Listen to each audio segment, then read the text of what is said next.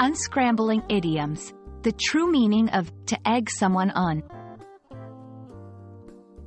Hello, language enthusiasts. Today, we're going to crack open the shell of a widely used English idiom, to egg someone on.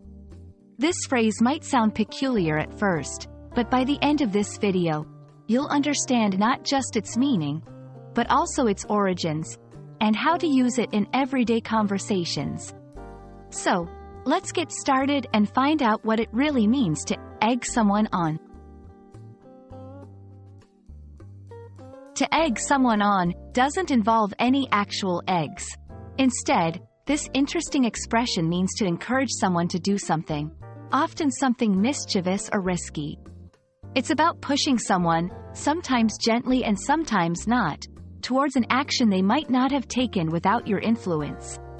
For example, if you have a friend who's hesitant to sing at a karaoke bar, but you keep encouraging them until they finally grab the microphone, you're egging them on.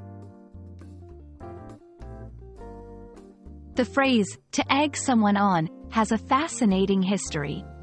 It originates from the Old Norse word, eggja, which means to edge. This doesn't refer to the edge of a physical object, but rather to pushing someone to the edge of their comfort zone, edging them towards a decision or action. Over time, this Norse term meshed with the English language, evolving into the phrase we use today. Interestingly, it has nothing to do with the eggs we eat, but the similarity in pronunciation has certainly made the idiom more memorable. Using to egg someone on in conversation is easy, and it can add a playful or nuanced layer to your dialogue. It's often used in a social context, sometimes in a light-hearted manner and other times more seriously. Here are a couple of examples. 1. Playful use. 2.